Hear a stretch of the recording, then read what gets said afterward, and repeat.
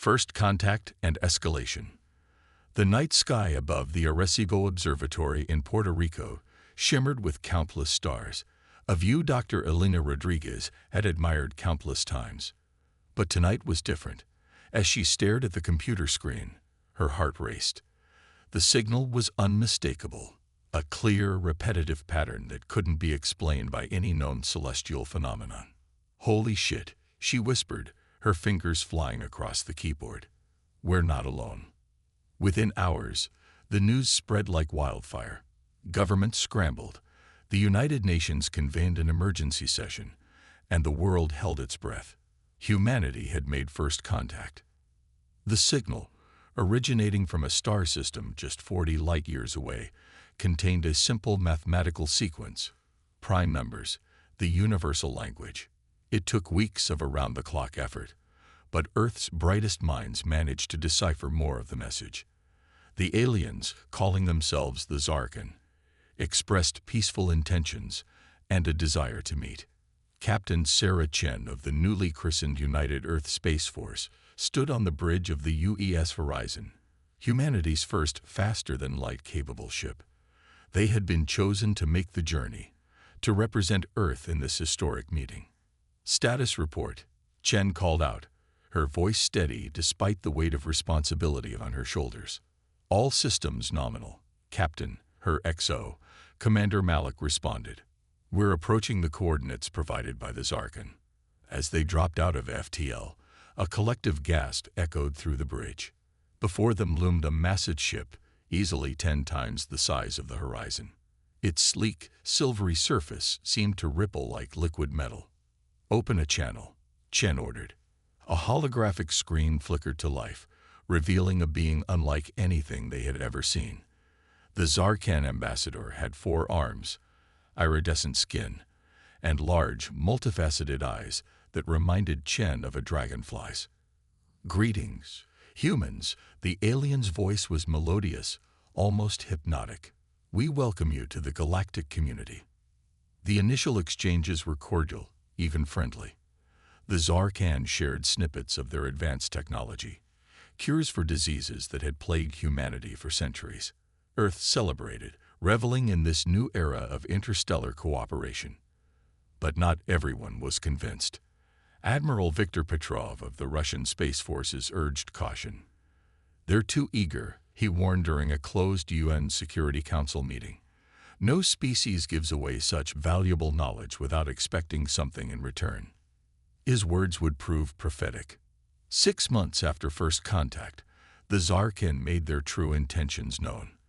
Their massive ship took up position over New York City, its weapons trained on the sprawling metropolis below. "Humans," the Zarkan Supreme Commander's voice boomed across every communication channel on Earth. "Your planet now belongs to the Zarkan Empire. Resistance is futile. Surrender, and you may live as our subjects." Panic gripped the world, but amid the chaos, humanity's spirit remained unbroken. In the White House Situation Room, President Amelia Foster's eyes blazed with determination. "We will not bow," she declared. "Humanity has faced extinction-level threats before: ice ages, plagues, 2 world wars. Each time, we've emerged stronger. We will do so again." As Zarkan ships appeared over major cities worldwide, Earth's military forces scrambled to respond. But their weapons seemed pitiful against the aliens' advanced shields and energy weapons. In orbit, Captain Chen and the crew of the Horizon found themselves in the fight of their lives. "Evasive maneuvers," Chen shouted as enemy fire rocked the ship. "Return fire, all batteries." The Horizon's experimental plasma cannons lashed out, scoring a direct hit on a Zarkan frigate. To everyone's surprise, the alien ship's shields faltered. "They're not invincible," Chen realized.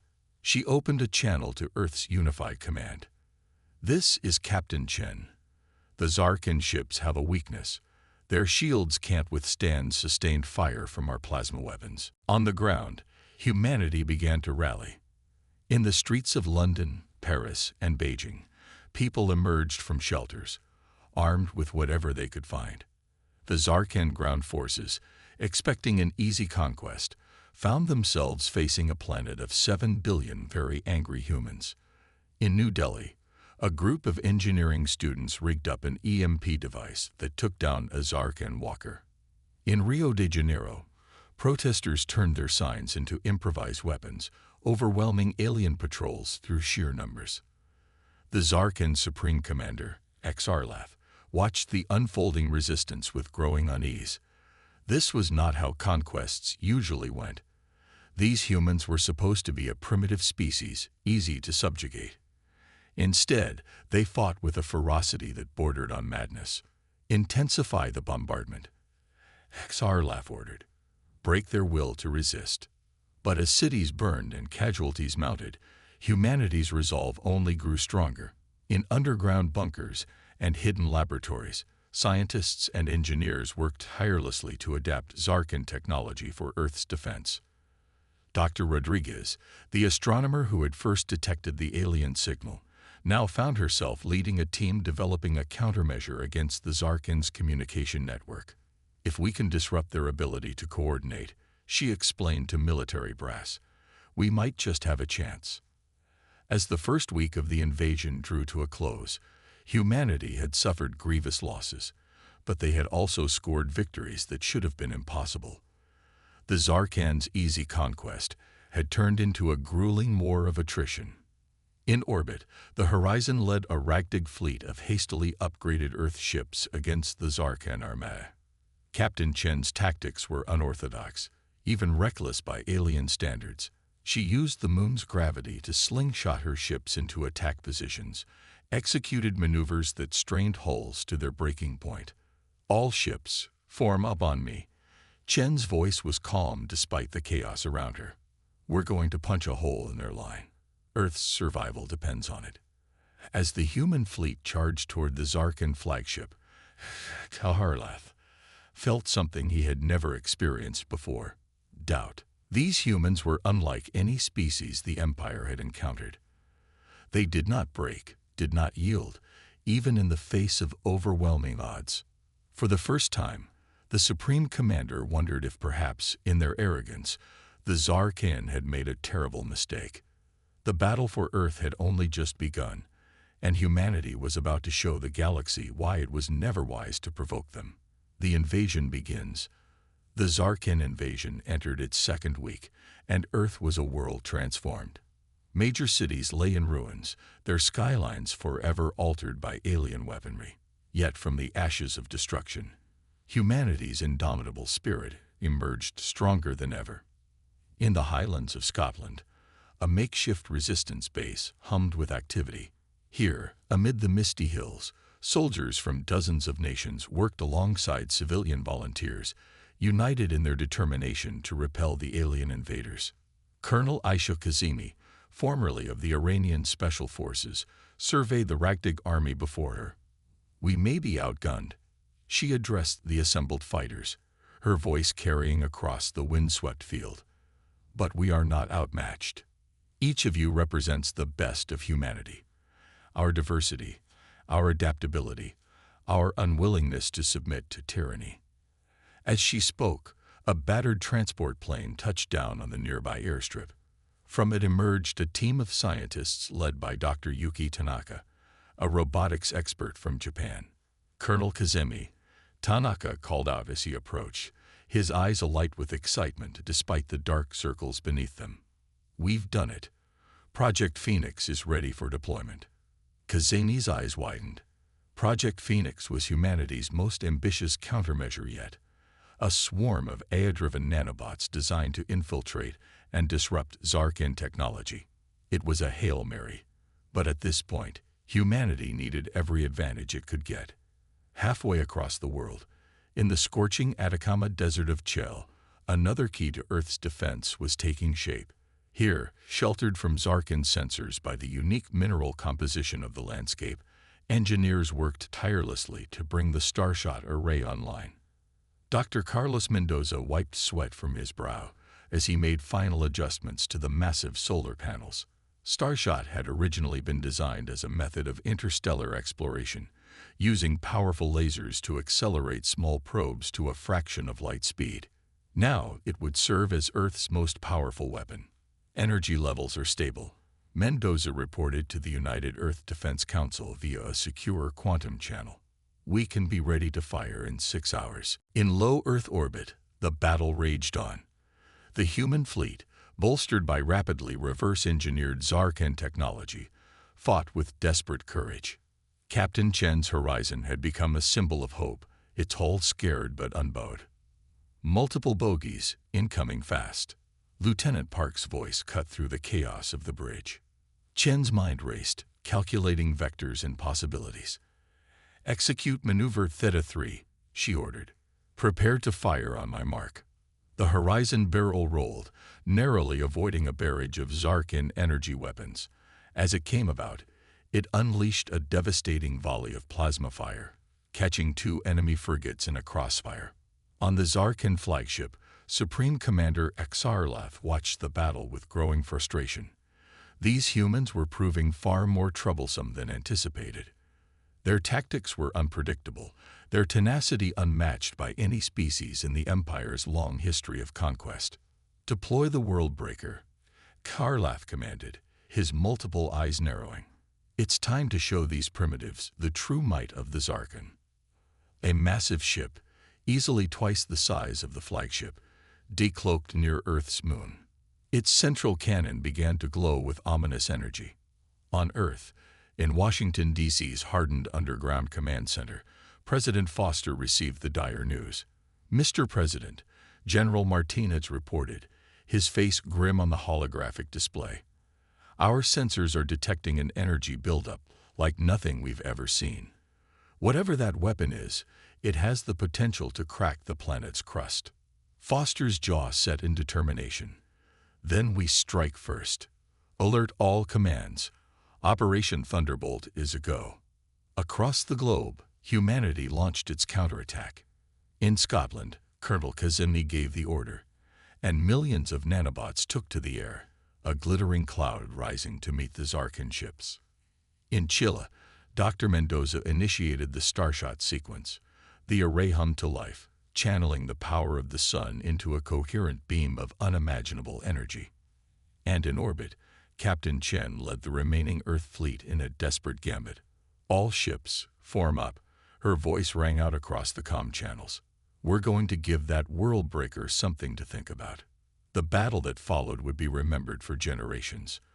Zarkan ships found their systems going haywire as Tanaka's nanobots infiltrated their computers. The World Breaker's charge was interrupted as the Starshot beam lanced up from Earth, carving a glowing path through the alien armada. Chen's fleet struck from multiple vectors, their maneuvering so aggressive it bordered on suicidal. But it worked. The Zarkan, accustomed to fighting more conventional opponents, found themselves outflanked and confused. For a moment, it seemed as though the tide had turned. But the Zarkan were not the dominant species in the galaxy for nothing. Xarlath, realizing the danger, made a decisive move. "All ships, initiate Protocol Omega," the Supreme Commander ordered. "Prepare for total planetary assault." The Zarkan fleet began to descend en masse towards Earth's atmosphere. If they couldn't break humanity's will from orbit, they would do it on the ground. As burning ships streaked across the sky like falling stars, humanity braced itself. The true test was yet to come. In New York, Tokyo, Lagos, and countless other cities, people emerged from shelters, armed and ready. Soldiers stood shoulder to shoulder with civilians. Scientists manned hastily constructed energy weapons alongside construction workers and teachers. This was humanity's darkest hour, but also its finest. United as never before, Earth prepared to make its stand. As the Zarkan ships touched down, disgorging waves of alien troops, humanity's battle cry echoed across the planet. They would not go quietly. They would not submit. They would show the galaxy why it was a terrible mistake to provoke the human race. The war for Earth had entered its most crucial phase, and the fate of the planet hung in the balance. Turning the tide. The world had become a battlefield. In every city, on every continent, humans fought with desperate courage against the Zarkan invaders. The aliens' superior technology was matched by humanity's ingenuity and sheer determination. In the ruins of Mumbai, a group of Bollywood stunt performers turned freedom fighters executed daring raids against Zarkand patrols, using their acrobatic skills to outmaneuver the alien troops. Led by former action star Raj Kapoor, they became known as the Mumbai Ghosts, striking fast and vanishing into the labyrinthine streets before the enemy could respond. "We may not have their weapons," Raj told his team as they prepared for another mission, "but we have something they don't. This is our home, and we know every inch of it." Meanwhile, in the Amazon rainforest, indigenous tribes joined forces with stranded scientists to wage a different kind of war. Using their intimate knowledge of the jungle and combining it with modern technology, they turned the dense foliage into a death trap for Zarkand forces. Dr. Maria Silva, a botanist who had been studying rare plants when the invasion began, now found herself weaponizing that knowledge. "Nature has always been our greatest ally," she explained as she prepared a batch of myrotoxin extracted from a newly discovered species. "Now it will be our savior." But the true turning point came from an unexpected source. In a secret facility beneath the Antarctic ice, a joint team of quantum physicists and computer scientists made a breakthrough that would change the course of the war. Dr. Kwame Osei, a brilliant Ghanaian programmer, stared at his screen in disbelief. "It can't be this simple," he muttered. His colleague, Dr. Svetlana Petrova, looked over his shoulder, her eyes widening. "But it is," she breathed. "Kwame, you've done it." What they had discovered was a fundamental flaw in the quantum encryption used by Zarkand communication systems. It was a small vulnerability, but in the hands of humanity's best hackers, it became the key to unraveling the aliens' entire network. As news of the discovery spread through secure channels, resistance cells worldwide began to coordinate their efforts with unprecedented efficiency. For the first time since the invasion began, humanity had a clear picture of the enemy's movements and plans. In orbit, Captain Chen received the update with grim satisfaction. "Finally," she said, turning to her XO. "Commander Malik, prepare the fleet. It's time we take back our skies." The battle that followed was unlike anything in human history. Chen's tactics, already unorthodox by Zarkand standards, now bordered on the insane. She used Earth's gravity to slingshot her ships at impossible speeds, executing maneuvers that pushed the limits of what their hulls could withstand. But it worked. The Zarkand fleet, suddenly finding their communications compromised and their movements predicted, fell into disarray. On the Zarkand flagship, Supreme Commander Xarlaf watched in growing horror as his carefully laid plans crumbled. "Impossible," he hissed, his multiple eyes blinking rapidly in distress.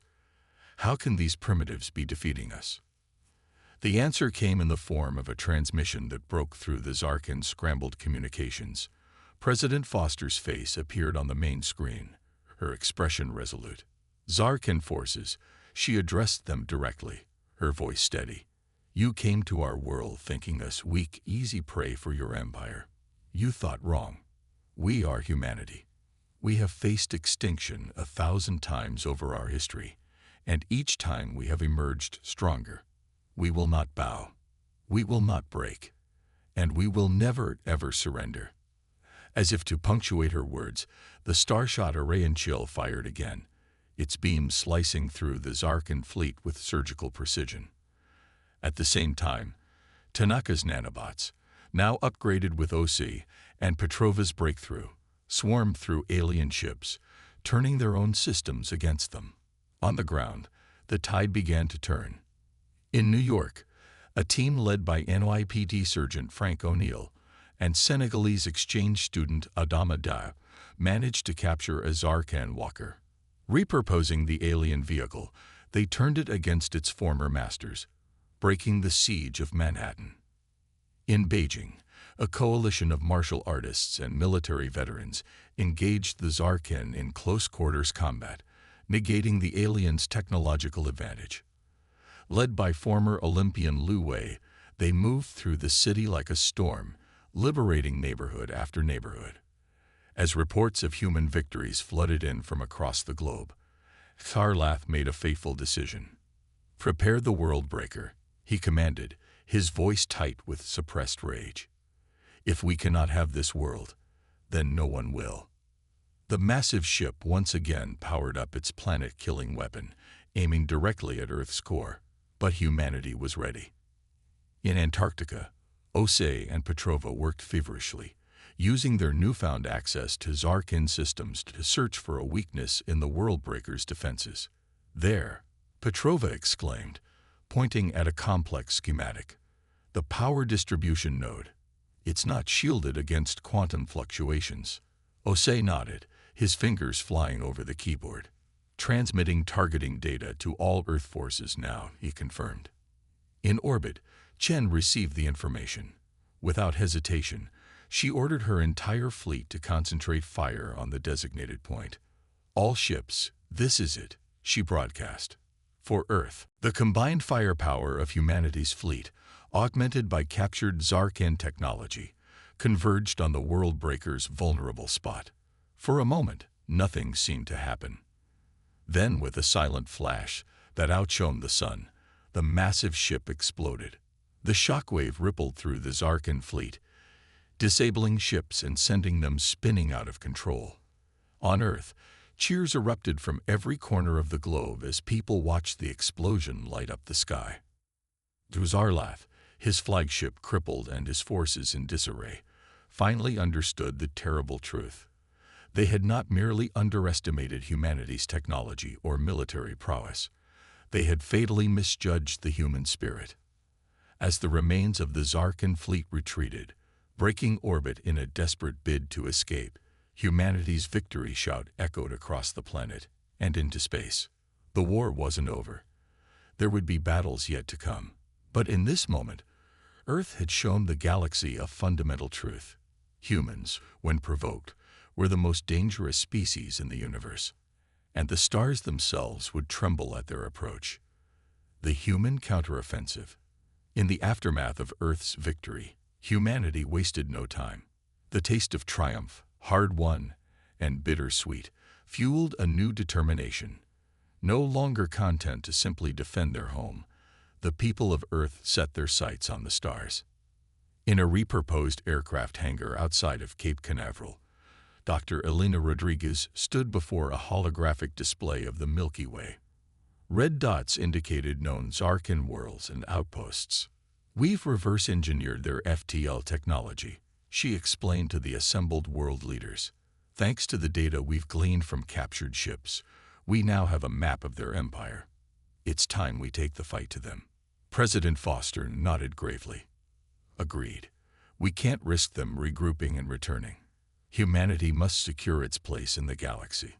And so began the greatest endeavor in human history. All across the planet, shipyards sprang up, converting the world's industrial might towards a single purpose: the creation of Earth's first interstellar war fleet. Captain Sarah Chen, now Admiral Chen, oversaw the construction from her new flagship, the UES Defiant. "We're not just building ships," she told her crew. "We're forging humanity's future among the stars." But not all of humanity's efforts were focused on military might. Dr. Yuki Tanaka led a team of xenobiologists and cultural anthropologists in studying everything they could about Zarkin society and biology. "Know thy enemy," Tanaka mused as he pored over alien texts. "But perhaps we might also find a way to end this conflict without further bloodshed." His research led to a startling discovery. The Zarkin, for all their technological advancement, were a deeply hierarchical society. Their entire empire was built on a strict caste system, with the warrior caste, led by beings like Xarlath, at the top. "If we can somehow communicate with the lower castes," Tanaka proposed to the United Earth Council, "we might find allies within the Zarkin Empire itself." The idea was controversial, but the potential benefits were too great to ignore. As the war fleet prepared for its first FTL jump, a smaller, stealthier ship was also readied. Its mission, to infiltrate Zarkin space and make contact with potential dissidents. Colonel Aisha Kazemi volunteered to lead the mission. "I spent my life bridging divides," she said. "Why stop at species boundaries?" As Earth's ships departed, carrying humanity's hopes and dreams into the vast unknown, the people left behind turned their attention to another critical task: preparing for potential retaliation. In the Gobi Desert, a massive shield generator was under construction, designed to protect the entire planet from orbital bombardment. Led by Chinese quantum physicist Dr. Lai Wei and American engineer Dr. Samantha Carter, the project represented the pinnacle of human-alien hybrid technology. "We're writing the laws of physics as we go," Dr. Carter joked as she calibrated the main emitter array. "But that's what humans do best, isn't it? Rewrite the rules." Months passed as Earth's fleet pushed deeper into Zarkin space. Admiral Chen's tactics, honed in the desperate defense of Earth, proved devastatingly effective against the rigid Zarkin battle doctrine. World after world fell to the human advance, but Chen was careful to minimize civilian casualties, focusing on military targets and infrastructure. "We're not conquerors," she reminded her captains. "We're liberators." Meanwhile, Colonel Kazemi's diplomatic mission began to bear fruit. On Zarkin colony worlds, she found a populace weary of war and oppression. The lower castes, long treated as little more than slaves by their warrior overlords, were receptive to ideas of equality and self-determination. "Your leaders told you that humans were savages," Kazemi addressed a gathering of Zarkin laborers on the mining world of Kextal. "But look around you. We come not to destroy, but to offer a hand in friendship, to show you a different way of life." Word of the human approach spread like wildfire through the Zarkin Empire. Uprisings began on dozens of worlds, the once downtrodden masses inspired by humanity's example. Supreme Commander Xarlath, retreating ever further from the human advance, found his authority crumbling. In a desperate bid to maintain control, he ordered the use of banned planet-killing weapons against rebellious worlds. "If they will not serve the Empire," he raged, "then let them serve as an example." But his actions only served to turn more of his people against him. Even members of the warrior caste began to question the wisdom of continuing the war. As news of Xarlath's atrocities reached the human fleet, Admiral Chen knew the time had come for a final push. "All ships, set course for the Zarkin homeworld," she ordered. "This ends now." The battle for Zarkin Prime would be the largest space engagement in galactic history. Thousands of ships clashed in the skies above the alien capital world, energy weapons and missiles crisscrossing the void in a deadly dance. On the planet's surface, Colonel Kazemi led a joint human Zarkan rebel force in an assault on the Imperial Palace. For freedom. The battle cry echoed in two languages as they stormed the ancient edifice. In orbit, Admiral Chen found herself in a one-on-one duel with Xarlath's flagship. The two vessels, pinnacles of their respective civilizations' technology, circled each other like wary predators. "You've lost, Xarlath," Chen broadcast on an open channel. "Surrender and let this war end."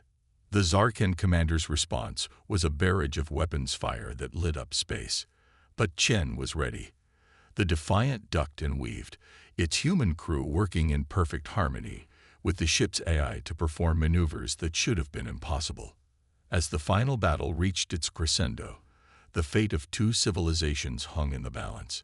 Humanity had come so far, but victory was far from assured. The next few moments would determine the course of galactic history for millennia to come. Resolution and aftermath. The skies above Zarkin Prime blazed with the fury of two civilizations locked in mortal combat. Admiral Chen's Defiant danced through a hail of enemy fire, its hull glowing red-hot from near misses. Inside, the bridge crew worked with machine-like precision, every action honed by months of brutal warfare. "Shields at 30%, Commander Malik reported, his voice steady despite the chaos. "One more direct hit and we're done for." Chen's eyes narrowed as she studied the tactical display. Xarlath's flagship was formidable, but it had a fatal flaw: arrogance. The Supreme Commander fought as if victory was inevitable, a habit born from millennia of easy conquests. "Prepare to execute maneuver Omega," Chen ordered. "On my mark." The Defiant suddenly cut all power, appearing dead in space. Xarlath, sensing victory, moved in for the kill. But it was a trap. As the Zarkin flagship closed in, the Defiant roared back to life, unleashing its entire weapons array at point-blank range. The result was devastating. Xarlath's ship, its shields overloaded, broke apart in a spectacular explosion that lit up the battlefield like a newborn star. On the planet below, Colonel Kazemi and her rebel forces fought their way through the labyrinthine corridors of the Imperial Palace. The resistance they faced was fierce but disorganized. News of Xarlath's defeat had spread, shattering the morale of Loyalist forces. "We're approaching the throne room," Kazemi reported over her comm. Beside her, a Zarkan rebel named Vexlor nodded grimly. Once a low-caste laborer, he now fought to free his people from millennia of oppression. The throne room doors exploded inward, and Kazemi's team poured through the breach. What they found, however, was not what they expected. Instead of a last stand by fanatical guards, they encountered a group of high-ranking Zarkan officials in the midst of heated argument. One of them, wearing the insignia of the Zarkan diplomatic corps, stepped forward. "I am Zinthar, First Minister of the Empire," he announced, his voice quavering. We wish to discuss terms of surrender." The war, it seemed, was over. In the days that followed, representatives from Earth and the former Zarkan Empire met to negotiate a lasting peace. The talks were tense, centuries of mistrust and recent atrocities hanging heavy in the air. But slowly, progress was made. Dr. Yuki Tanaka, whose research had been instrumental in understanding Zarkan society, played a key role in the negotiations. "We must build a future based on mutual understanding and respect," he urged both sides. "Only then can we ensure this conflict never repeats." The resulting treaty was revolutionary. The Zarkan Empire would be dissolved, replaced by a confederation of independent worlds. Earth would share its democratic ideals and technological innovations, while the former Zarkan worlds would offer their advanced scientific knowledge. But perhaps the most significant outcome was the formation of the Galactic Council, a body designed to promote cooperation and resolve disputes between spacefaring civilizations. Both humans and Zarkan would have seats, as would other species they encountered in their future explorations. As news of the peace agreement spread, celebrations erupted across Earth and the former Zarkan worlds. The long nightmare of war was finally over. In New York City, now mostly rebuilt, President Foster addressed the United Nations. "Today marks not just the end of a conflict, but the beginning of a new era for all sentient beings," she declared. "We have seen the face of our galaxy, and it is diverse, it is complex. But most of all, it is filled with potential. Let us move forward not in fear, but in hope and unity." On Zarkan Prime, now renamed New Harmony, Vexlor stood before a crowd of his people. "For too long, we were taught that strength came from domination," he said. "The humans have shown us a different way. True strength comes from cooperation, from lifting each other up rather than pushing others down." Admiral Chen, watching the broadcast from the bridge of the Defiant, felt a weight lift from her shoulders. "Plot a course for Earth," she told her navigator. "It's time to go home." But even as humanity celebrated its victory in newfound place in the galactic community, challenges loomed on the horizon. Other alien civilizations, alerted by the conflict, watched the newcomers with a mixture of curiosity and wariness. The remnants of the Zarkan warrior caste, scattered across distant colonies, plotted revenge. And somewhere in the vast, unexplored reaches of the galaxy, ancient powers stirred, awakened by the echoes of war. Dr. Elena Rodriguez, the astronomer whose discovery had started it all, stood on the observation deck of Harmony Station, a massive space habitat orbiting between Earth and Mars. As she gazed out at the star-studded blackness, a smile played on her lips. "We did it," she whispered to herself. We survived, we won, and we've grown. But our journey has only just begun. As if in response, a streak of light blazed across her field of vision. A ship jumping to FTL, heading out to explore the unknown. Humanity had faced its greatest challenge and emerged victorious. Now, with new allies at their side and the spirit of exploration burning bright, they turned their gaze to the infinite possibilities that awaited them among the stars. The age of Earth was over. The age of united galactic civilization had begun, and at its heart stood humanity, resilient, adaptable, and an inspiration to all. The galaxy would never be the same again.